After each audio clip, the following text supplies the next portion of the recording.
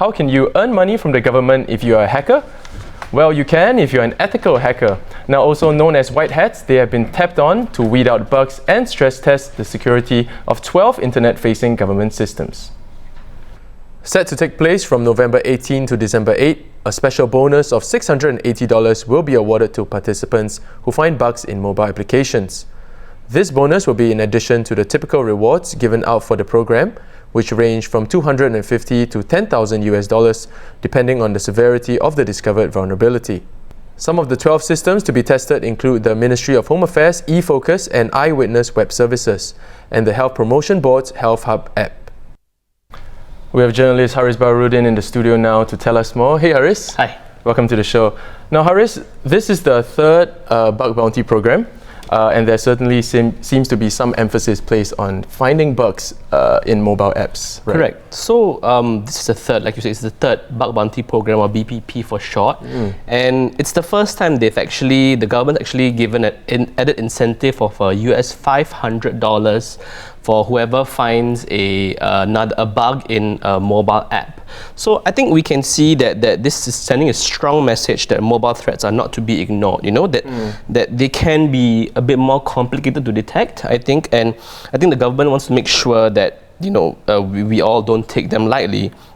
So we can see it in this round also, in this round of systems that will be tested in the bug bounty program. It seems to be a few more in terms of mobile apps. So you have your Health Hub app from HPB, you have your My ENV app from the NEA. So you can tell that there seems to be a sort of focus on mobile apps this time around. Right. I mean, Hariz, speaking of threats, just how serious the threat of cyber risk? Oh, it's definitely very serious. I think in the course of the last few months or years, we've seen a lot of moves from the government to address this threat. I think the BBPs that have been organized, it's a third one this time. It's the next step of the government showing that it's doing all it can to sort of find these vulnerabilities and plug them.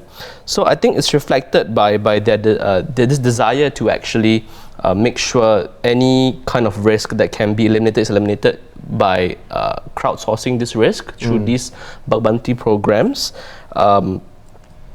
So far, they've enlisted 700 people in these bug bounty programs to have found, I think it was 14 vulnerabilities so far. Wow. And those are 14 bugs that might not have been found if they did not enlist the help of the public or people who are outside of the government systems. So I do think that the involvement of the public, of people outside the government, reflects the strong desire that, hey, we're all in this together, let's all work together to safeguard our public systems and to make sure that cyber risks are fended off as best as possible. Right, I think you brought up a really good point. I think cyber risks are always going to get worse. It's going to be even more severe. It's a game of cat and mouse, I think. As we develop ways to fortify our defenses, the bad actors out there will also concurrently develop ways to get past those systems too. So it really is about trying our best to stay ahead of the attackers and really trying to make sure they don't outpace us. And I think through these bug bounty programs, it's a good step in trying to make sure that we don't lose out to them. It's a good step in the right direction. Yeah.